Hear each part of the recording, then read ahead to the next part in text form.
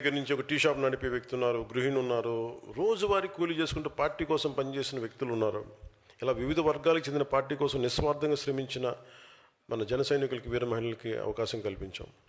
అందుకే ఈ కమిటీలు వ్యక్తులను చూసి ఏర్పాటు చేసినవి కావు, పనిచేసిన వారిని గుర్తించి ఏర్పాటు చేసిన కమిటీస్ అవి. ఈరోజు మనం అధికారంలో ఉన్నామంటే మనకున్న 21 మంది ఎమ్మెల్యేలు, 2 ఎమ్మెల్సీలు, 3 ఎంపీలు, 3 మంత్రులు, దాదాపు 3,500 పైగా నామినేటెడ్ పదవులు ఉన్నవాళ్ళు, దాదాపు 3,000 మంది స్థానిక సంస్థలో వార్డు మెంబర్ నుండి జడ్పీటీసీ స్థాయిలో ఉన్నారంటే దానికి కారణం వ్యక్తిగత గుర్తింపు కోసం కాకుండా పార్టీ సిద్ధాంతం కోసం నిలబడిన జన సైనికులు, సాధక త్యాగం. ఇప్పుడు ఆ త్యాగానికి, అంకిత భావానికి సంస్థాగత గుర్తింపు ఇచ్చే సమయం వచ్చింది. ఈ కార్యక్రమం కేవలం కమిటీల నియామకం కాదు, జన సైనికుల నుంచే భవిష్యత్ జనసేన నాయకత్వాన్ని నిర్మించే ఒక బలమైన ప్రక్రియ అది. సో నేను మొదలుపెట్టినప్పుడు ఇల్లు దూరం, చీకటి, గాఢాంధకారం అని చెప్పాను. నాకు తెలియదు, అంటే అంత అయోమయంగా ఉండేది. నాకు ఎలా స్టార్ట్ చేయాలంటే అదే కరెక్ట్. అంటే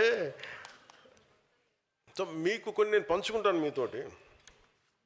ఓకే, మేజర్ చెప్పగలిగింది ఇదే, మిగతా అని చెప్తాను. నేను ఇంకోటి ఏం చేద్దాం అనుకున్నానంటే, నాకు ఒకటి చెప్పి కీలకమైంది.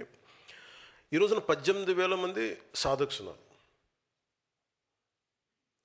18,000 మంది సాధక్స్. యు ఆర్ ఫస్ట్ లీడర్, అంటే ఫస్ట్ ప్రైమరీ లీడర్షిప్ మీదే పార్టీది. You are leaders. అంటే మొదటి లైన్ అండ్ లెంత్లో నిలబడే నాయకత్వం మీదే. అండ్ దట్స్ వై యువర్ సాధక్స్.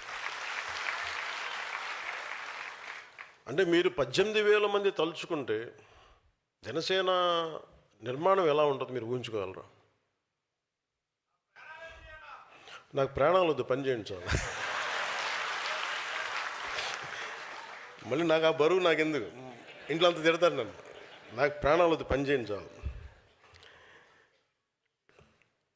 అంటే మనం ప్రాణాలు ఇచ్చేంత గొప్ప విలన్స్ కూడా అక్కడ లేరబ్బా. అక్కడ అంత గొప్ప వ్యక్తులు ఉంటే ఇప్పుడు సమాజం వేరుగా ఉండేది కదా. అంటే ఇది సో కొన్ని చెప్పి మనం 18,000 మంది ఉన్నారు కదా.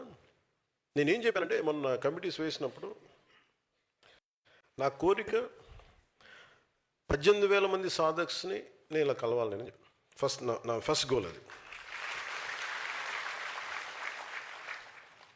అలాగే మనం ప్రతి ఒక్కళ్ళకి, అంటే ప్రతి ఊర్లో, ప్రతి పార్లమెంట్లో, ఇక్కడ వేదిక పైన ఉన్న నాయకులకి సపోజ్ ఒక బాధ్యత అప్ప చెప్తే వాళ్ళు కనీసం ఒక 2,000 మంది తెలిసి ఉండాలి. రేపు పొద్దున ఎవరైనా, ఉదాహరణకి మన బొమ్మిడి నాయకుని కానీ పంపించింది నెల్లూరు, పంపిస్తున్నప్పుడు ఆయనకి దాదాపు ఒక 2,000 మంది తెలియాలి. ఇది అయిపోయే లోపు, కంప్లీట్ ఎక్సర్సైజ్ అయిపోయే లోపు. నాగబాబు గారిని అరకు పంపిస్తున్నా,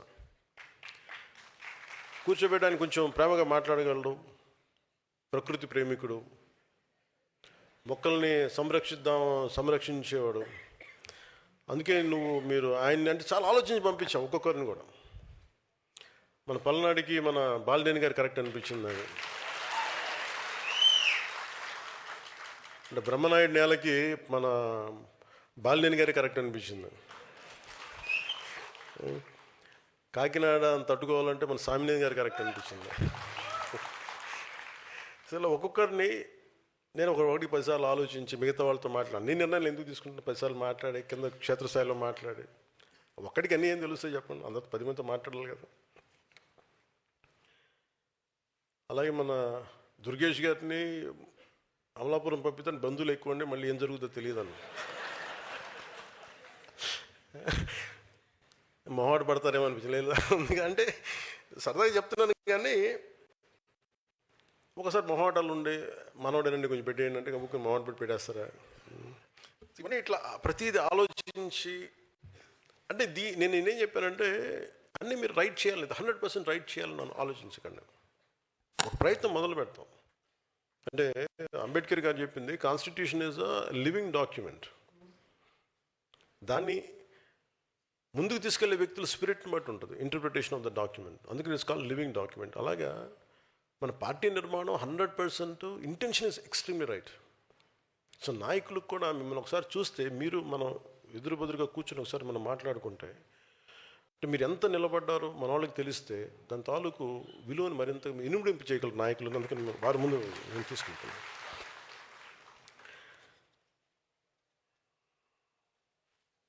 బాబు కొంచెం సౌండ్ తగ్గించండమ్మా. అందులో బయటికి వెళ్ళి కరెక్ట్ చేయండి.